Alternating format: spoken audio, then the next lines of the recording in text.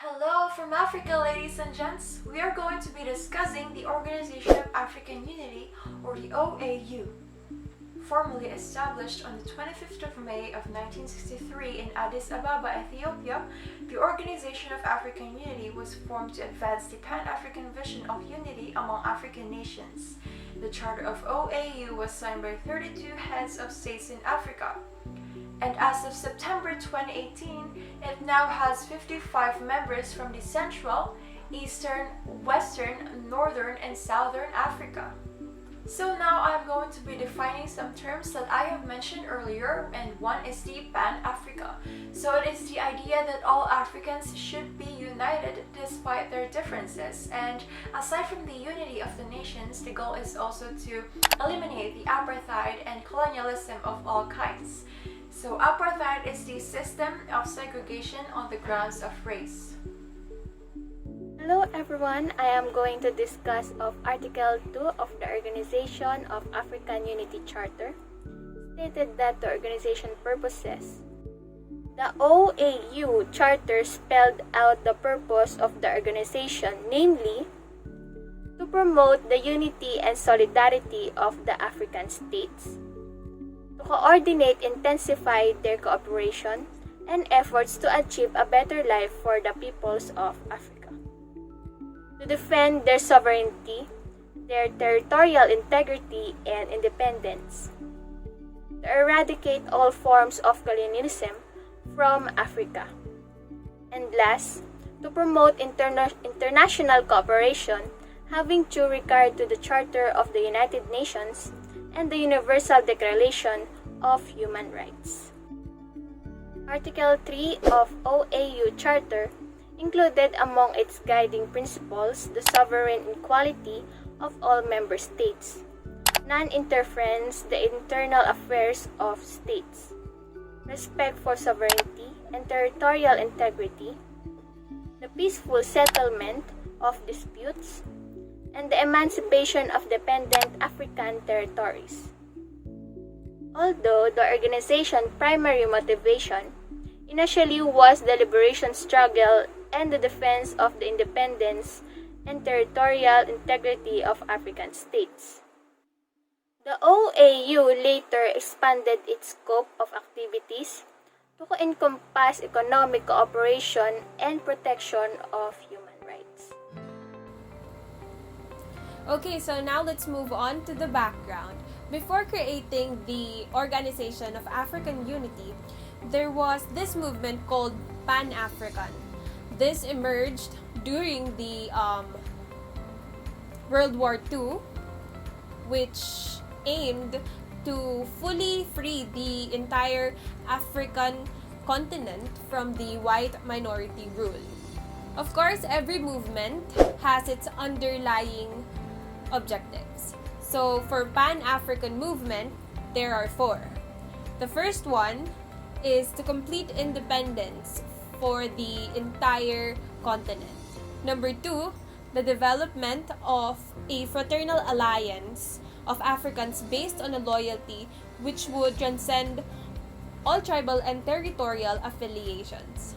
Number 3, creation of a united Africa based on a federation of sub-regional groups within which there would be a limitation of national sovereignty. Number 4, non-involvement by Africans as partisans in the international power or politics. The road into creating the OAU, or the Organization of African Unity, was not smooth, since there were different beliefs on how the matter should be approached.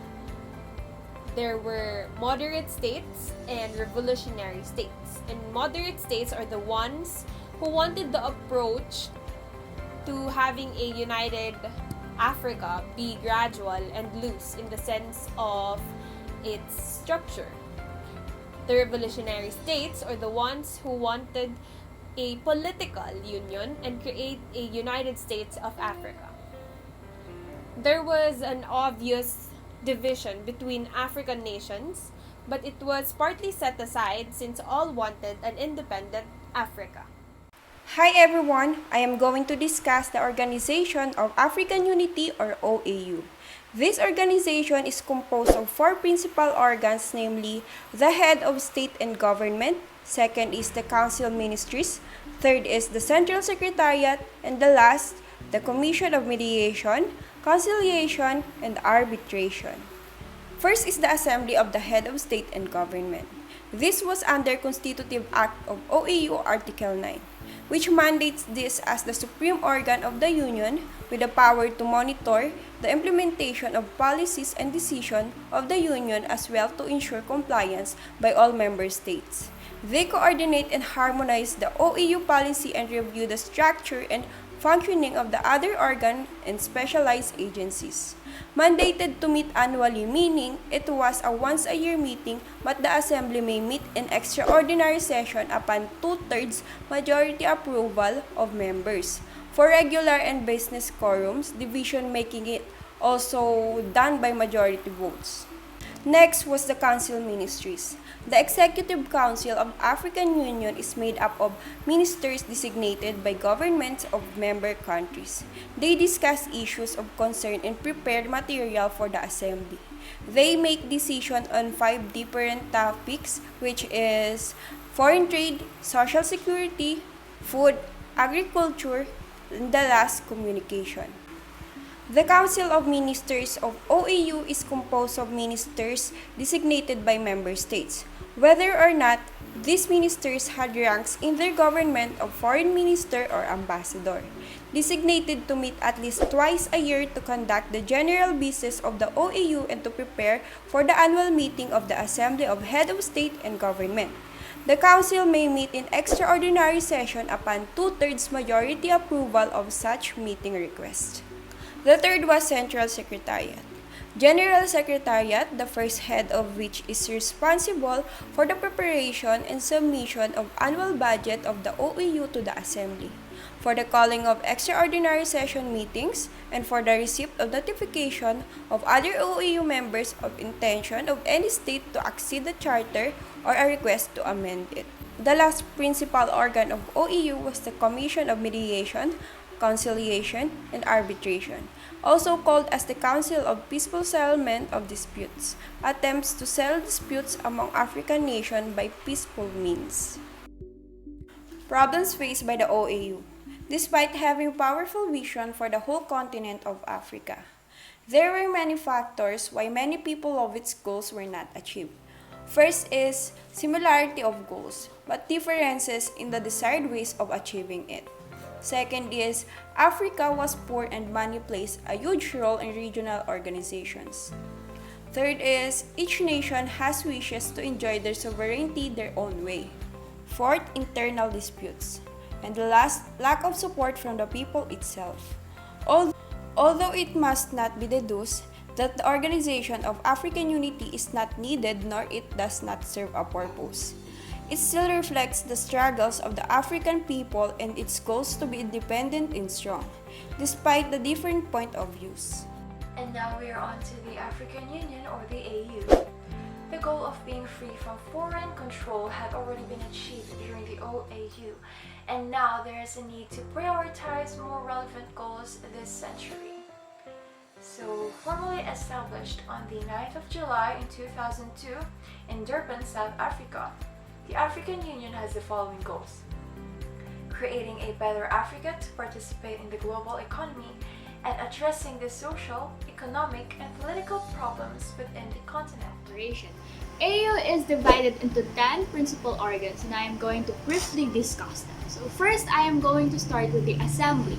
The Assembly is the one who makes sure na yung mga batas ay nai-implement ng maayos. Walang mga batas na abuso, ganyan.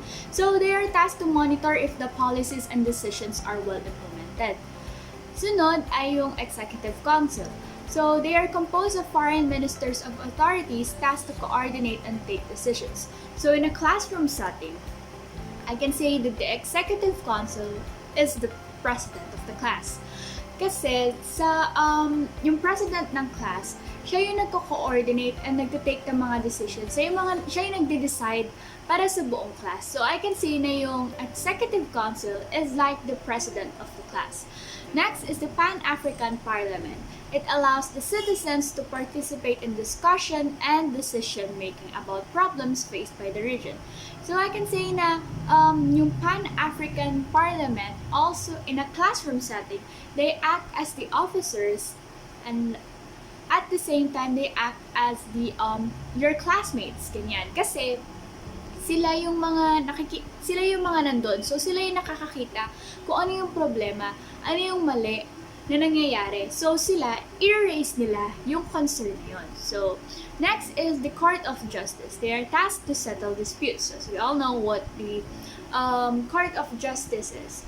Next is the Commission. They carry the day-to-day task of AU. So sila yung mga nag-check kung meron bang problema, kung meron bang dapat asikasuhin, yung mga paperwork, yung mga ganyan. Next is the Permanent Representative Committee. They report to the Executive Council, prepare the Council's works, and ask on its instructions. So I can say na yung Permanent Representative Committee, since representative nga, they act as the secretary. Sila yung mga sumusunod sa utos ng Executive Council, and then they follow that instruction. Next is the Specialized Technical Committees. So I can say sa mga event, sila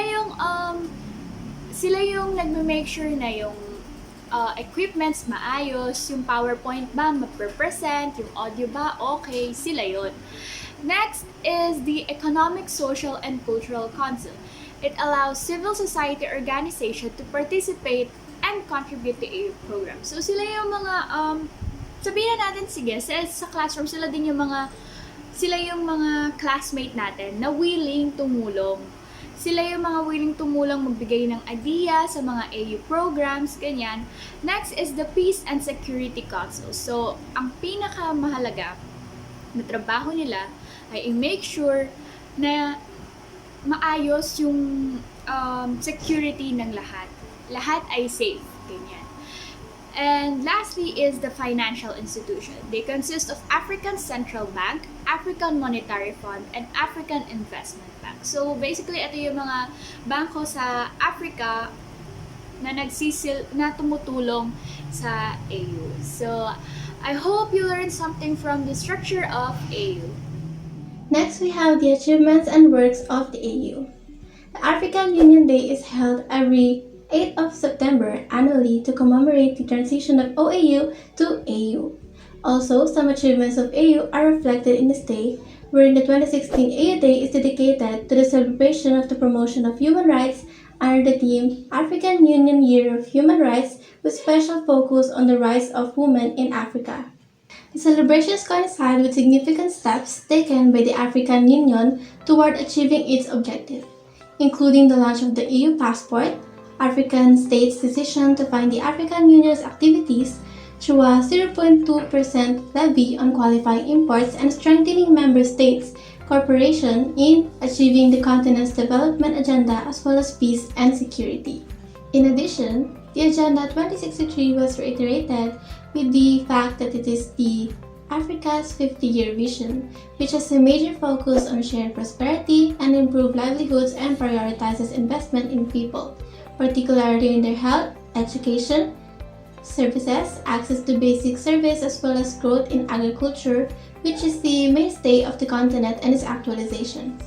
Other key achievements of the EU are the following: the launch of Single African Air Transport Market in Addis, the signing of the African Continental Free Trade, the protocol to the treaty establishing the African Economic Community relating to the free movement of persons, and the right of residence and the right of establishment in Kigali. The AU also made progress in implementing the ongoing institutional reforms and union self-financing, which aim to reposition the AU to provide better service to African citizens and foster ownership of Africa's development agenda by ensuring African states fund the AU's operations. But despite the achievements of AU, challenges were inevitable.